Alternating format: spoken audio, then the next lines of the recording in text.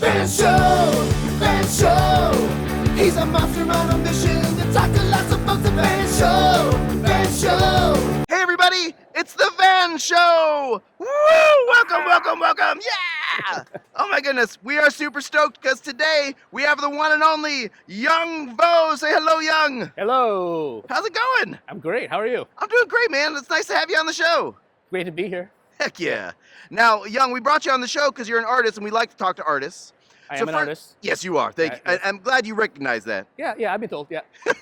Now tell us a little bit about yourself. Where are you from? I am from Washington State, in the city of Vancouver. Oh. Vancouver, Washington, not Vancouver, Canada. Wait, I didn't realize there was an American Vancouver. There is. Yeah. So Young, now we brought you on the show because you're an artist. Yes. We like to talk to artists and find out how they became artists. So tell us, where did Young start as an artist? When did you realize that maybe this was something you were pretty passionate about? So when I was a kid, it was really hard for me to read. So I actually drew before I learned to read. So I just basically drew a lot, just to communicate with people. And then I think that's where it really started. And basically I never stopped drawing after that, you know. I was able to communicate through drawings with my teachers and stuff like that, and then eventually I learned how to read through my drawings. Oh, well, that you self-taught yourself how to read through drawing. Yeah, I just basically, when I drew, my teachers actually showed me the word for it. Ah. And then, so basically, eventually, like, I connected the two. So Wow. Yeah. Now, was this an issue with like a condition like dyslexia, or that you had an issue with reading? Yes. So I have dyslexia. I didn't know it at the time. Sure. So words would get jumbled in my head. But once I started drawing it out, I was able to connect things a lot better. Wow. And I was able to break the words up too. So because like with dyslexia, it's hard to break down all the different letters. Right. But for me, I saw the whole word. I saw the whole word, and then basically, and that's how I read. I read basically the whole word instead of actually the letters. Huh, So, that's incredible. Yeah. So it was almost like the pattern recognition of the shape of the word. exactly. Yes. Right. Yeah. Wow. So you were drawing, I imagine, were you drawing through high school as well? Oh, I was drawing all the time. Yeah, through high school, basically, if I had the opportunity to draw, I would draw. If there was a piece of paper in front of me and it was blank, I would doodle on it. Like the typical story is like, you know, you doodle on napkins and stuff. Yeah. That was totally me.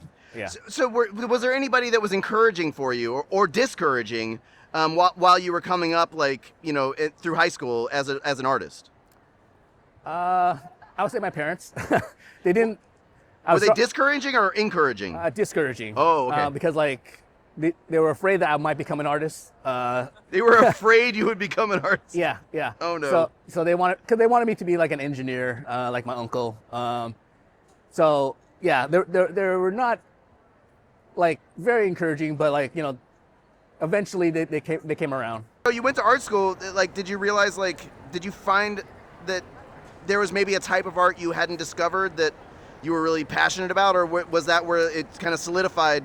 Drawing's what I want to do. That's where I'm going. Wow, great question, because like the art school I went to basically introduced me to animation.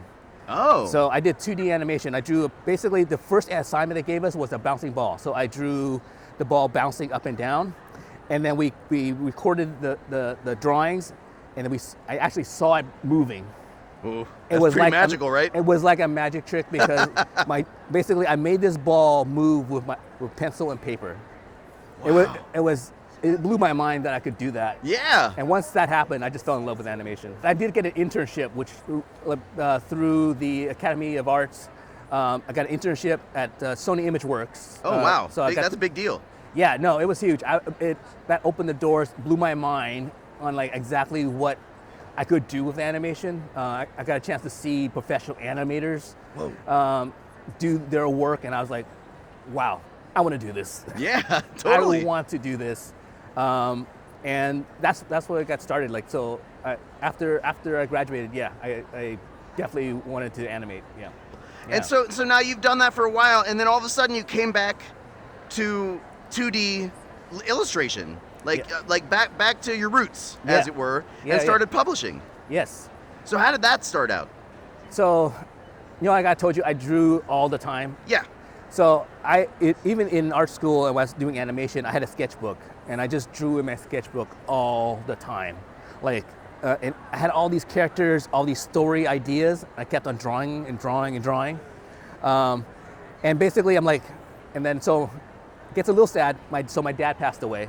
Oh, I'm sorry about that. Yeah, and I was going through all my sketchbooks, and I thought to myself, what's going to happen to these stories that I came up with? What happens to these characters that I thought about? Oh. And then I'm like, you know what? I'm going to make it into a book. And so that's the first thought of making a book iteration. Yeah, so that's where it started, my sketchbook. Wow. So all the books that you see that I've made so far came from my sketchbooks. Really? So I mean, like, so some of these, the inspiration for these could be like from your childhood or from like your high school days. Exactly. Yeah. Wow. My first book, Gibberish, started from my childhood. Yeah. Well, so can you tell us a little bit about the book that you brought today? So this book is called Makers, and basically this book is about collaboration with people that are different than you, that think differently than you. So basically, I met a lot of different amazing, talented people when I was making video games. And that's where the inspiration came from. I mean, I don't want no spoilers, but could you maybe share one of your favorite pictures out of this book, like with the audience? Absolutely. Let's see. So, let me share this one. Okay. I just opened to it.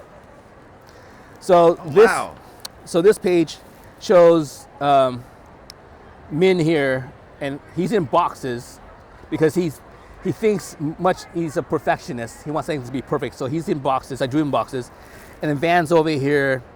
He's more like a lot of ideas, a lot of different ideas, and like he likes to go through different ideas, trying different things a lot.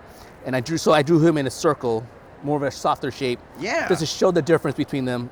Also, the color palette's also very different too. No, that's brilliant. Yeah. Because Young, you're amazing. You're amazing, Van. Oh, go on. All right. Well, speaking of amazing, would you like to do a challenge for us? Sure. Absolutely. Let's do this. Now we're gonna do a drawing challenge here. So there's paper and a pen. Okay. Now it's a portrait challenge. So I want to challenge you in 30 seconds to draw a portrait of me. Okay. And it's gonna go on my refrigerator. Okay. But I want you to do it with your non-dominant hand. Uh-oh. That's right. Uh-oh. That's okay. the challenge. I know you can draw something in 30 seconds, but can you do it with the hand you don't usually use? I guess we're gonna find out. There we go.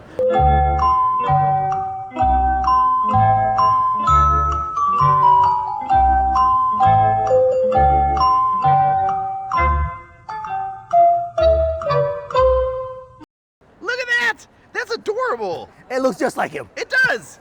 Now, would you mind signing that for me? Absolutely. Yeah. Young, thanks so much for coming on the show. This has been so much fun. No, it was awesome. Thank you. Goodbye. Bye. That's show.